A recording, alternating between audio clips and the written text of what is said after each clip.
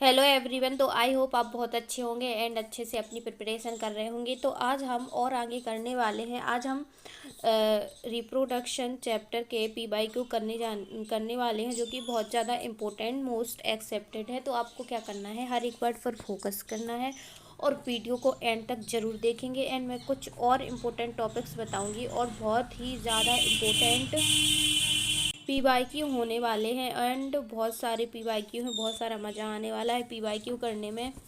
And आप देखेंगे कि आपको सारा कॉन्सेप्ट क्लियर है अगर आप इस वीडियो को एंड तक देखते हैं। एंड मोस्ट एक्सेप्टेड क्वेश्चन है इस वीडियो में, तो प्लीज़ ज़रूर ज़रूर वीडियो को शेयर ज़रूर करिएगा। एंड चलो स्टार्ट करते हैं। तो सबसे पहले है, which of the following cell gametogenesis is normally diploid.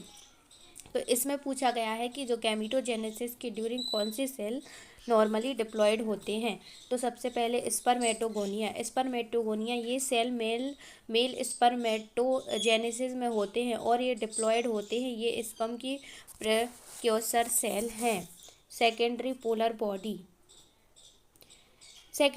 Body ये हैप्लॉइड होती है क्योंकि ये मियोसिस के ड्यूरिंग बनती है। प्राइमरी पोलर बॉडी ये भी हैप्लॉइड होती है क्योंकि ये मियोसिस के ड्यूरिंग बनती है। स्पर्मेटिड्स ये हैप्लॉइड होती है क्योंकि ये स्पर्मेटोजेनेसिस के ड्यूरिंग बनती है। तो इसका करेक्ट आंसर है स्पर्मेटोगोनिया। ठीक है, जो कि गैमीटोजेनेसिस के ड्यूरिंग नॉर्मली डिप्लॉयड होते हैं।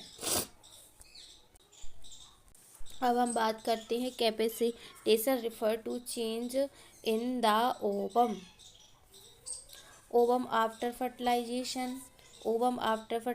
तो ये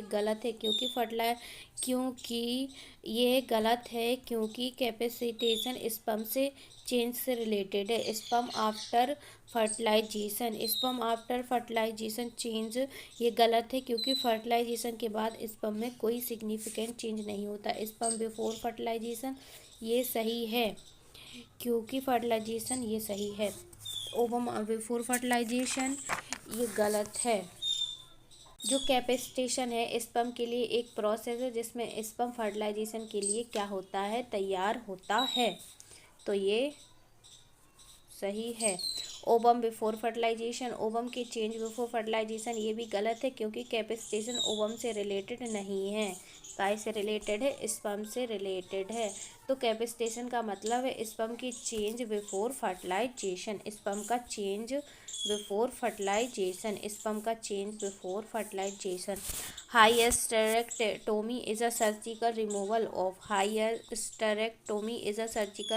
of vas deferens uterus, mammary gland या फिर prostate gland.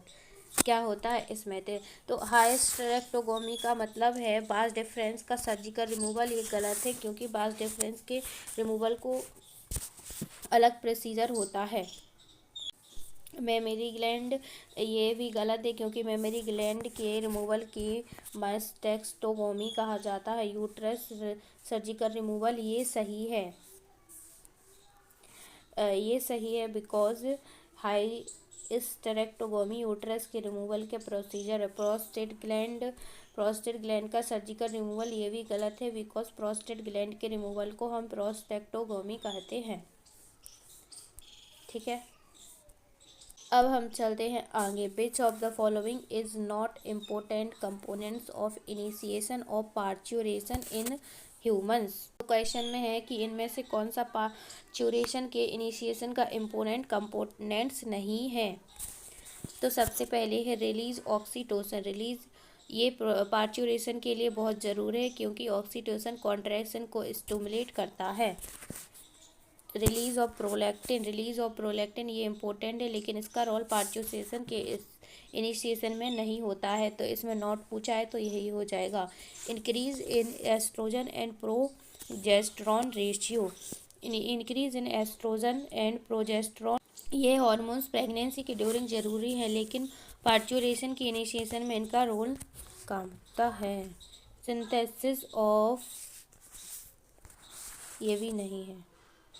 The share of terminal duct of the reproductive and urinary system in the human role is।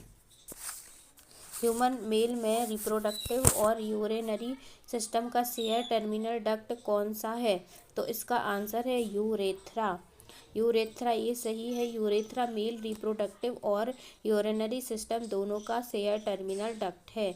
Ureter, ये गलत है क्योंकि यूरेटर सिर्फ यूरिन को किडनी से ब्लैडर तक ले जाता है। बास डिफरेंस, ये स्पर्म को ट्रांसपोर्ट करता है लेकिन यूरिनरी सिस्टम का पार्ट नहीं है। बास एफ्रेंस भी नहीं है बिकॉज ये स्पर्म को ट्रांसपोर्ट करता है लेकिन टर्मिनल डक्ट नहीं है। तो शेयर टर्मिनल डक्ट है urethra. The main function of mammalian corpus luteum is to produce। mammalian corpus luteum का मेन फंक्शन क्या है? Oestrogen only. तो ये गलत है क्योंकि कॉर्पस ल्यूटियम प्रोजेस्टेरोन भी प्रोड्यूस करते हैं। प्रोजेस्टेरोन, ये सही है। कॉर्पस ल्यूटियम का मेन फंक्शन प्रोजेस्टेरोन का प्रोडक्शन है।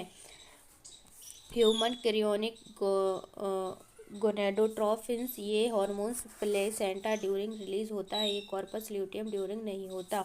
रिलैक्स इन ऑक्सीजन, ये भी गलत होता है और ये कॉर्पस ल्यूटियम का प्राइमरी फंक्शन नहीं है। तो मैमेली कॉर्पस ल्यूटियम का मेन फंक्शन है कौन? प्रोजेस्टेरोन। तो आई होप आपको बहुत ज़्यादा अच्छा लगा होगा एंड हमने बहुत ही इंपॉर्टेंट कुछ क्वेश्चन करे हैं। तो आई होप आप इनको ज़रूर करेंगे एंड वीडियो को एंड तक ज़रूर देखेंगे। अब हम बात करेंगे नेक्स्ट वीडियो में आगे PYQ सॉल्व करने के लिए। तब तक के लिए टाटा बाय बाय।